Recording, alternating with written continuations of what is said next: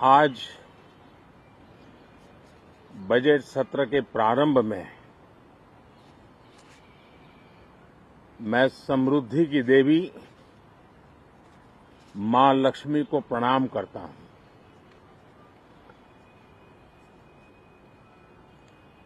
और ऐसे अवसर पर सदियों से हमारे यहां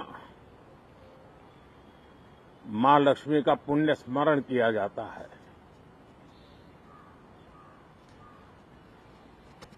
सिद्धि बुद्धि प्रदे देवी, सिद्धि बुद्धि प्रदे देवी, भुक्ति मुक्ति प्रदायिनी, भुक्ति मुक्ति प्रदायिनी, मंत्र मूर्ते सदा देवी, मंत्र मूर्ते सदा देवी, महालक्ष्मी नमोस्तुते, महालक्ष्मी नमोस्तुते। मां लक्ष्मी हमें सिद्धि और विवेक देती है, समृद्धि और कल्याण भी देती है। मैं मां लक्ष्मी से प्रार्थना करता हूं कि देश के हर गरीब एवं मध्यम वर्ग समुदाय पर मां लक्ष्मी की विशेष कृपा रहे। साथियों, हमारे गणतंत्र के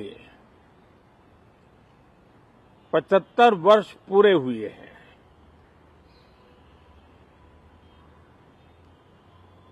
और ये हर देशवासी के लिए सर्वाधिक गौरवपूर्ण है और विश्व के लोकतांत्रिक जगत के लिए भी भारत का ये सामर्थ्य अपनी एक विशेष स्थान बनाता है। साथियों, ये देश की जनता ने मुझे तीसरी बार ये दायित्व दिया है और इस तीसरे कार्यकाल का ये पहला पूर्ण बजट है।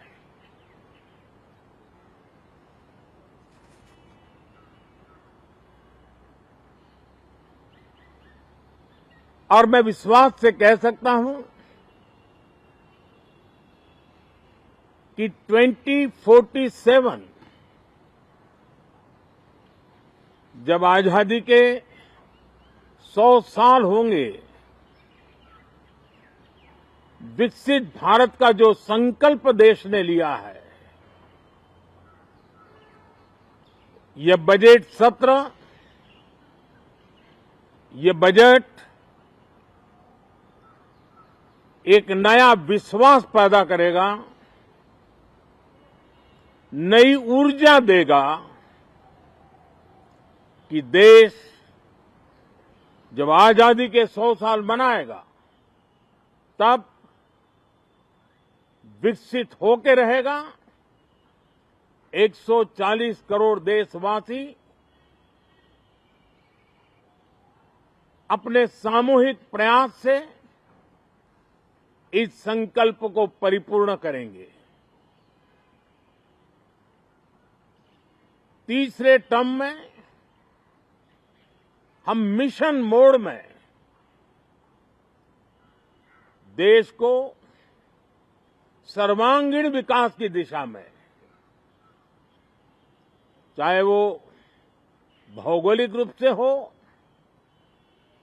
सामाजिक रूप से हो या आर्थिक भिन्न भिन्न स्तर के संदर्भ में हो, हम सर्वांगीण विकास के संकल्प को लेकर के मिशन मोड में आगे बढ़ते जा रहे हैं। इनोवेशन, इंक्लूजन और इन्वेस्टमेंट, ये लगातार हमारे आर्थिक गतिविधि के रोड मैप का आधार रहा है। इस सत्र में हमेशा की तरह कई ऐतिहासिक बिल पर सदन को चर्चा होगी और व्यापक मंथन के साथ वो राष्ट्र की ताकत बढ़ाने का काम करने वाला कानून बनेंगे। विशेषकर नारी शक्ति के गौरव को पुनः प्रस्थापित करना, पंथ संप्रदाय के भेद से मुक्त होकर के हर नारी को सम्मानपूर्ण जीवन मिले, उसको भी समान अधिकार मिले, उस दिशा में इस सत्र में कई महत्वपूर्ण निर्णय लिए जाएंगे। Reform, perform and transform. जब विकास की तेज गति को प्राप्त करना होता है तो सबसे ज्यादा बल रिफॉर्म पर रहता है। राज्य और केंद्र सरकार ने मिलकर के परफॉर्म करना होता है और जन भागीदारी से हम ट्रांसफॉर्मेशन देख सकते हैं। हमारा युवा देश है, युवा शक्ति है और आज जो 20-25 साल की आयु के नौजवान हैं, जब वो 45-50 साल के होंगे तब वो विकसित भारत का सबसे बड़े बेनिफिशियरी होने वाले हैं। उम्र के उस पड़ाव पे होंगे, नीति निर्धारण की व्यवस्थाओं में उस जगह पे बैठे होंगे कि वे गर्व के साथ आजादी के बाद जो शताब्दी शुरू होगी, एक विकसित भारत के साथ आगे बढ़ेंगे। और इसलिए ये विकसित भारत के संकल्प की पूर्ति का प्रयास, ये अथाग मेहनत आज जो हमारे टीनेजर्स हैं, हमारी युवा पीढ़ी है, उनके लिए ये एक बहुत बड़ा तोहफा बनने वाली है। जो लोग 1930 में, 42 में आजादी के जंग में जुट गए थे, पूरी देश की युवा पीढ़ी खप गई थी आजादी के जंग में, और उसके फल 25 साल के बाद जो पीढ़ी आई उसको नसीब हुए। उस जंग में जो नौजवान थे उनको नसीब हुए। आजादी के पूर्व के वो 25 साल आजादी के जश्न मनाने का अवसर बना। वैसे ही ये 25 वर्ष समृद्ध भारत, विकसित भारत, ये संकल्प से सिद्धि और सिद्धि से शिखर तक पहुंचने का देशवासियों का इरादा। और इसलिए बजट सत्र में सभी सांसद विकसित भारत को मजबूती देने के लिए अपना योगदान देंगे।